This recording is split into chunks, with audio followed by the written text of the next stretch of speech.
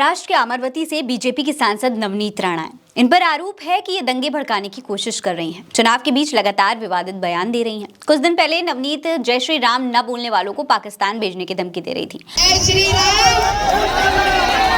और जिसे जय श्री राम नहीं कहना है तो वो पाकिस्तान जा सकता है। ये हिंदुस्तान है, हिंदुस्तान है और हिंदुस्तान में रहना है तो ये जय श्री राम कहना ही है। और अब कह रही हैं कि अगर 15 मिनट के लिए पुलिस हटा दी जाए तो वो दिखा देंगी कि वो क्या कर सकती हैं। दोस्तों, ऐसे ही कट्टरपंथी भाषणों की वजह से एआईएमआईएम नेता अकबरुद्दीन को जेल भी हो चुकी है। इसीलिए सवाल उठ रहे हैं कि क्या चुनाव आयोग नवनीत राणा को अरेस्ट करके जेल में डालेगी जैसे ओवैसी को डाला था। दोस्तों, नवनीत राणा हैदराबाद में भारतीय जनता पार्टी की उम्मीदवार माधवी लता के लिए चुनाव प्रचार करने पहुंची थी। इस दौरान नवनीत राणा ने कहा कि अकबरुद्दीन ओवैसी कहते हैं कि 15 मिनट के लिए पुलिस हटा दिया जाए, हम दिखा देंगे कि क्या कर सकते हैं। मैं उनसे कहना चाहती हूं कि आपको तो 15 मिनट लगेंगे मगर हमें तो बस 15 सेकंड लगेंगे। सुनिए क्या कह रही हैं नवनीत। छोटे को मेरा कहना है, तेरे को 15 मिनट लगेंगे छोटे, और हमको सिर्फ 15 सेकंड लगेंगे।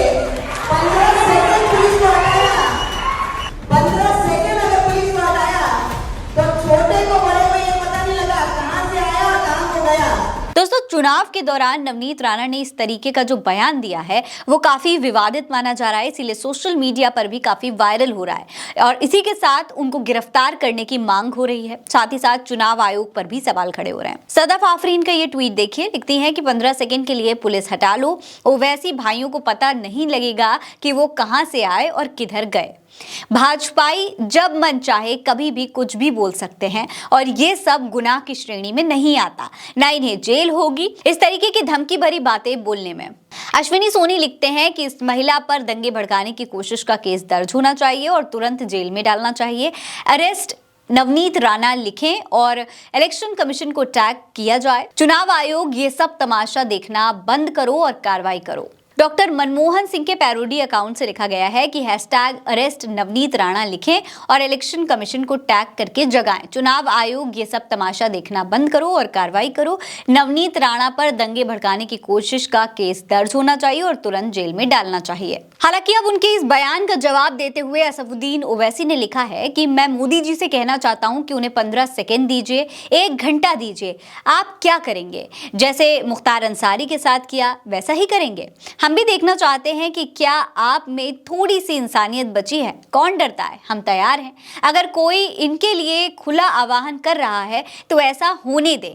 पीएम आपका है, आरएसएस भी आपकी है, सब कुछ आपका है। आपको कौन रोक सकता है? हमें बताओ कि हमें कहां आना है, हम वहां आएंगे। आपको बता दें दोस्तों कि हैदराबाद लोकसभा सीट पर 13 मई को चौथे चरण में वोट डाले जाएंगे। बीजेपी ने इस सीट से असफुद्दीन ओवैसी के सामने माधवी लता को मैदान में उतारा हुआ है। पार्टी ने पहली बार महिला कार्ड खेलते हुए माधवी लता का नाम सूची में डाला है।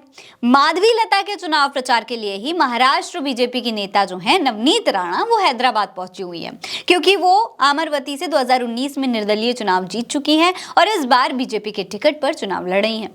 हालांकि उनके विवादित बयानों की वजह से लगातार उनका विरोध हो रहा है, लेकिन चुनाव आयोग ने अब तक उन पर कोई कार्रवाई नहीं की है। चुनाव आयोग चुप्पी साध कर बैठा हुआ है। अब लोग पूछ रहे हैं कि क्या चुनाव आयोग ऐसी भाषा पर संज्ञान लेगा या फिर सोया रहेगा?